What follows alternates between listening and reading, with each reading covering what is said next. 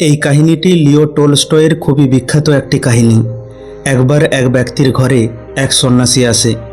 রাতের বেলায় খাওয়া দাওয়ার পর ব্যক্তিটি সন্ন্যাসীর সাথে গল্প করতে থাকে। তখনই সন্ন্যাসী বলে, এখানে তুমি কি ছোটোখাটো চাষের কাজ করছো? আমি এখনই সাইবেরিয়ার সফর থেকে আসছি। সেখানে আমি দেখলাম জমি খুবই সস্তা। তুমি এখানে সব জমি জমা বিক্রি করে যেই টাকা পাবে সেই টাকায় ওখানে একর একর জমি পেয়ে যাবে, আর জমিগুলিও খুব উর্বর। সেখানের মানুষজনও বেশ ভালো, প্রায় ফ্রিতেই জমি দিয়ে দেয়। সেখানে যাও, সেখানে গিয়ে চাষবাস করো, তুমি খুব তাড়াতাড়ি ধনী হয়ে উঠবে। এই কথা শুনে সেই ব্যক্তির মনে লোভ জেগে উঠল। তাই সে পরের দিনই জমি জমা বিক্রি করে সাইবেরিয়ার উদ্দেশ্যে বেরিয়ে পড়ল।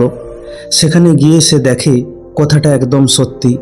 সত্যি সেখানে জমির দাম একদম সস্তা, জলের দরে সেখানে জমি বিক্রি হচ্ছে। তাই সে সেখানের মানুষজনের সাথে কথা বলে। সে বলে, আমিও জমি কিনতে চাই।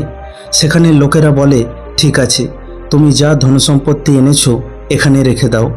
আমাদের এখানে জমি বেচা কেনার কেবল একটাই পদ্ধতি আছে। কাল সকালে সূর্য ওঠার সাথে সাথে তোমাকে এখান থেকে চলতে শুরু করতে হবে, আর সূর্য অস্ত যাওয়ার আগে তুমি যতটা জমির চক্কর লাগিয়ে এই স্থানে ফিরে আসবে ততটা জমি তোমার। কিন্তু মনে রাখবে, সূর্য অস্ত যাওয়ার পূর্বে তোমাকে প্রারম্ভিক স্থানে পৌঁছাতেই হবে, মানে যেখান থেকে চলতে শুরু করেছিলে সেখানে পুনরায় ফিরে আসতে হবে। সারা রাত ব্যক্তিটির ঘুম আসে না। সত্যি কথা বলতে, সেই ব্যক্তিটির জায়গায় আমরা থাকলে আমাদেরও ঘুম আসতো না। আমাদের মনুষ্য মস্তিষ্ক এরকম। ব্যক্তিটি সারা রাত ভাবতে থাকে কতটা জমি কবজা করা যায়, কতটা স্পিডে আমাকে দৌড়াতে হবে, যতটা পারা যায় ততটা চেষ্টা করতে হবে। যত বেশি জমি কবজা করতে পারবো তত বেশি ধনী হয়ে উঠব। আমাকে 12টা পর্যন্ত যতটা পারা যায় ততটা এগিয়ে যেতে হবে। তারপর আমাকে পুনরায় স্টার্টিং পয়েন্টের দিকে ফিরে আসতে হবে। তবেই আমি সূর্যাস্তের পূর্বে সেই স্থানে পৌঁছাতে পারবো। এইসব ভাবতে ভাবতেই সকাল হয়ে যায়। সকাল হতেই সে তাড়াতাড়ি করে সেই জায়গায় পৌঁছায়। সেখানকার গ্রামের লোকও সেই স্থানে জড়ো হতে থাকে যেখান থেকে সে দৌড়াতে শুরু করবে। ব্যক্তিটি খাবার আর জল সঙ্গে নিয়ে নিয়েছিল, যে দৌড়াতে দৌড়াতেই একটু খেয়ে নেব আর পিপাসা পেলে জলপান করে নেব। কারণ বসে বসে খেতে গেলে অনেকটা সময় বরবাদ হয়ে যাবে, যার ফলে অনেকটা জমি হাতছাড়া হয়ে যাবে। সবাই সেই জায়গায় ভিড় করে দাঁড়িয়েছিল। এবার সে সেখান থেকে চলতে শুরু করে। প্রথমে সে কয়েক মিনিট আস্তে আস্তে চলে। তারপর সে ভাবে, এইভাবে চললে কেবল অর্ধেক জমি কবজা করতে পারবো। এই জন্য সে দৌড়াতে শুরু করলো। সে হাঁপাতে লাগলো, তবুও সে দৌড়াতে লাগলো। গতকাল রাতে সে যা পরিকল্পনা করেছিল সেই অনুযায়ী দুপুর 12টার পর তার স্টার্টিং পয়েন্টের দিকে ঘুরে যাওয়ার কথা। কিন্তু সে দেখে সামনে আরও অনেক উর্বর জমি রয়েছে। তাই সে ভাবে, আরেকটু জমি কবজা করার চেষ্টা করি। সে মাইলের পর মাইল এগিয়ে চলে। দৌড়াতে দৌড়াতে 1টা বেজে যায়। তারপর সে ভাবে, না, এবার ফিরে যাওয়া দরকার, না হলে সূর্য অস্ত যাওয়ার আগে প্রারম্ভিক স্থানে পৌঁছাতে পারবো না। কিন্তু সামনে সে দেখে আরও উর্বর জমি পড়ে রয়েছে। তখন তার লোভী মন তাকে বোঝায়, শুধু আজকের দিনটারই তো ব্যাপার, ফেরার সময় না হয় একটু বেশি জোরে দৌড়ে নেবে। এরকম সুযোগ কিন্তু জীবনে আর পাবে না। তাই সে আরও এগিয়ে যেতে লাগলো। সে খাওয়া দাওয়ার কথা প্রায় ভুলেই গেল। সে কেবল যেতেই থাকে, যেতেই থাকে। কিছুক্ষণ পর সে খুব ক্লান্ত হয়ে পড়ে। সে আর পারছে না। তার শরীর যেন ক্রমশ ভারী হয়ে আসছে। সে ওজন কমানোর জন্য তার খাবার ব্যাগ ফেলে দিল। তারপর সে তার টুপি ও জামা খুলে ফেলল, যাতে সে আরও হালকা হয়ে দৌড়াতে পারে। দেখতে দেখতে 2টো বেজে গেল। তাই সে এবার ফেরার কথা ভাবল। এবার 8 ঘন্টার যাত্রাকে তাকে কেবল 4 ঘন্টায় পূরণ করতে হবে। এখন এটা তার অসম্ভব মনে হতে লাগলো, কারণ তার পা ফুলে উঠেছিল। সে খুব ক্লান্ত হয়ে পড়েছিল। তবুও সে আপ্রাণ চেষ্টা করতে লাগলো। সে দৌড়াতে লাগলো। এদিকে সূর্য প্রায় অস্ত যাওয়ার মুখে। তাই সে তার সমস্ত শক্তি দিয়ে দৌড়াতে লাগলো। আরও কিছু দূর দৌড়ানোর পর সে সেই স্টার্টিং পয়েন্টকে দেখতে পেল। সেখানে দাঁড়িয়ে থাকা মানুষজনকে দেখতে পেল। সবাই চিৎকার করে তাকে বলছিল, তাড়াতাড়ি করো, তুমি পারবে, তুমি চেষ্টা করো। ব্যক্তিটি মনে মনে ভাবছিল, কত সরল মানুষ এরা। এদের তো এটা ভাবা দরকার যে আমি যেন দৌড়াতে দৌড়াতেই মারা যাই, যাতে আমার টাকা আর জমি দুটোই এদের হয়ে যায়। প্রারম্ভিক স্থান এখন আর কেবল তার থেকে কিছুটা দূরে রয়েছে। এদিকে সূর্যও অস্ত যাবার মুখে। তার পা আর চলছে না, তবুও সে আপ্রাণ চেষ্টা করতে থাকে। কিন্তু এবার সে পড়ে যায়। সে দেখে এখনও সূর্যের লাল আভা আকাশে রয়েছে। তারপর সে যখন সামনের দিকে তাকায়, সে দেখে সে স্টার্টিং পয়েন্টের একদম কাছাকাছি চলে এসেছে। সে যা হোক করে হামাগুড়ি দিতে থাকে, আর শেষ পর্যন্ত সূর্য অস্ত যাওয়ার ঠিক আগের মুহূর্তে সে সেই স্টার্টিং পয়েন্টে পৌঁছে যায়। সে জিতে যায়, সে এত জমির মালিক হয়ে যায়। সবাই যখন তাকে উঠানোর চেষ্টা করে, তখন তারা অনুভব করে তার শ্বাস প্রশ্বাস বন্ধ হয়ে গেছে, তার শরীর শীতল হয়ে উঠেছে, সে আর বেঁচে নেই। হয়তো এত দৌড়ানোর ফলে হার্ট অ্যাটাক করে সে মারা গেছে। তাই দেখে সেখানে দাঁড়িয়ে থাকা লোকেরা নিজেদের মধ্যেই বলাবলি করতে থাকে যে লোভীর তালিকায় আরও একটা নাম যুক্ত হলো।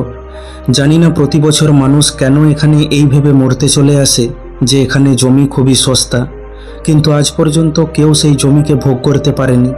হয় সে শর্ত পূরণ করে উঠতে পারে না, আর না হয় সে ভোগ করতে পারে না। সবাই কেবল তাদের টাকা পয়সায় হারিয়েছে। হয় তারা দৌড়াতে দৌড়াতে মারা গেছে, আর না হয় তারা সময় প্রারম্ভিক স্থানে পৌঁছাতেই পারেনি। তখন সেখানে দাঁড়িয়ে থাকা এক বয়স্ক ব্যক্তি বলে, মানুষের লোভ আর ইচ্ছার কোনো শেষ নেই, আর এই লোভের জন্যই আরও একটি মানুষ মারা গেল। এই প্রসঙ্গে আরও একটি কাহিনী বলি। একটি ছেলে ছিল যে খুব ধনী পরিবারে জন্ম নিয়েছিল। তার ঘরের সবাই বড় বড় পোস্টে চাকরি করত। তাই ছোট থেকেই সেই ছেলেটির ওপর চাপ দেওয়া হয়েছিল যে বড় হয়ে তোকেও একটি ভালো চাকরি করতে হবে, সেই জন্য এখন থেকেই তোকে মন দিয়ে পড়াশোনা করতে হবে। বাড়ির সবাই মিলে এই সিদ্ধান্ত নেয় যে ছেলেটিকে উকিল বানাতে হবে। তাই তাকে উকিল তৈরি করার জন্য পড়াশোনা করায়। প্রথম প্রথম তার এই পেশাটা ভালো লাগতো না, কিন্তু পরে পরে যখন এই পেশা থেকে ভালো টাকা পয়সা ও খ্যাতি আসতে শুরু করে, তখন থেকে তারও এই কাজে মন লাগতে শুরু করে। ধীরে ধীরে সে শহরের সবচেয়ে প্রসিদ্ধ উকিল হয়ে ওঠে।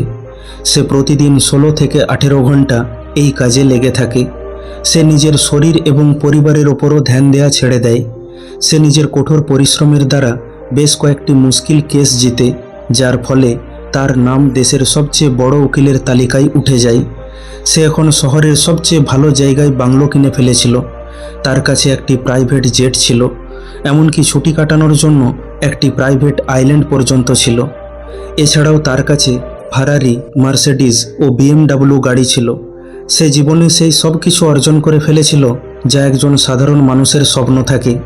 কিন্তু তাও সে আজও দৌড়ে চলেছে অর্থের নেশায়, সম্মানের নেশায়, পদ প্রতিষ্ঠার নেশায়। একদিন হঠাৎ তার সামনে মৃত্যু এসে বলে, তোমার সময় শেষ। সে তখন বলে, কিন্তু আমার তো এখনও অনেক কাজ বাকি রয়েছে। আমার তো এখনও পরিবারের সাথে সময় কাটানো বাকি আছে, সন্তানের সাথে খেলা বাকি আছে, বন্ধুদের সাথে আনন্দ করা বাকি আছে, পৃথিবীতে কত কিছু দেখা বাকি আছে। কিন্তু মৃত্যুকে কে আটকাবে? তাই সে মৃত্যুর কাছে হেরে গেল, হয়তো নিজের কাছেও। সে অনেক কিছু জড়ো করেছিল, কিন্তু সেগুলো সে ভোগ করতে পারল না। এই দুটি কাহিনীর থেকে আমাদের শিখতে হবে যে জীবনে অর্থের প্রয়োজন আছে, কিন্তু সেটার একটা লিমিট থাকারও প্রয়োজন আছে। তাই আমাদের বুঝতে হবে যে একটা সময়ের পর এই অর্থ উপার্জন করার নেশাটা একটু কমাতে হবে। এই লিমিটটা সবার জন্য আলাদা আলাদা হবে, কিন্তু নিজের জন্য একটা লিমিট অবশ্যই থাকতে হবে যে বাস অনেক টাকা পয়সা উপার্জন করেছি, এবার একটু জীবনের খুশিগুলোকে উপার্জন করতে হবে, এবার একটু পরিবারকে সময় দিতে হবে, এবার একটু বাঁচতে হবে। দেখো বন্ধু, আমাদের ইচ্ছা, আশা আকাঙ্ক্ষার কোনো শেষ নেই। একটা পূরণ হলে আরেকটার জন্ম হবে। এইভাবে একটার পর একটা ইচ্ছা জন্মাতেই থাকবে, এর কোনো শেষ নেই। যার 1 লাখ আছে সে 10 লাখের পিছনে দৌড়াবে, যার 10 লাখ আছে সে 1 কোটির পিছনে দৌড়াবে, আর যার 1 কোটি আছে সে 10 কোটির পিছনে দৌড়াবে। যতই টাকা পয়সা থাকুক তাও আমাদের কম মনে হবে। তাই আমাদের লোভকে নিয়ন্ত্রণ করে একটা লিমিট বেঁধে দিতে হবে, না হলে সারা জীবন এইভাবে দৌড়াতেই থাকবে। ঠিক যেমন মরুভূমিতে মানুষ মরীচিকার পিছনে দৌড়ায়, আর এইভাবে দৌড়াতে দৌড়াতেই একদিন এই পৃথিবী ছেড়ে চলে যাবে। আর শেষ দিনেও মনে হবে আরও কিছু পাওয়ার ছিল, আরও কিছু অর্জন করার ছিল, অনেক কিছু হাতছাড়া হয়ে গেল। আর এভাবেই অতৃপ্তি নিয়ে এই পৃথিবী ত্যাগ করতে হবে। আর যদি শেষ মুহূর্তে আমরা বুঝতেও পারি যে এই জীবনে শুধু দৌড়েই গেলাম, জীবনটাকে আর উপভোগ করা হলো না, তখন আফসোস ছাড়া আর কিছুই করার থাকবে না। তাই নিজের জন্য অর্থ উপার্জনের একটা লিমিট বা সীমা তৈরি করো, আর বাকি জীবনটা একটু পরিবারের সাথে কাটাও, বন্ধুদের সাথে কাটাও, নিজের সাথে কাটাও, যাতে আমরা একটা ব্যালেন্স লাইফ কাটাতে পারি আর তৃপ্তির সাথে এই পৃথিবীকে বিদায় জানাতে পারি। একটা কথা মনে রাখবে, যেদিন যেই সময় যাবার সেদিন সেই সময় তোমাকে যেতেই হবে। লক্ষ লক্ষ কোটি কোটি টাকা দিয়েও জীবনের জন্য বাড়তি একটা সেকেন্ডও কিনতে পারবে না। বন্ধু, আশা করি ভিডিওটি আপনার ভালো লাগলো। ভালো লাগলে লাইক করে দিন আর আপনজনের সাথে শেয়ার করে নিন। আর প্রতিনিয়ত এই রকম শিক্ষামূলক ভিডিও পেতে এখনই আমাদের চ্যানেলটিকে সাবস্ক্রাইব করে পাশে থাকা বেল আইকনটিকে দাবিয়ে দিন। খুব তাড়াতাড়ি ফিরে আসব অন্য একটি শিক্ষামূলক ভিডিও নিয়ে। ভালো থাকবেন। ধন্যবাদ।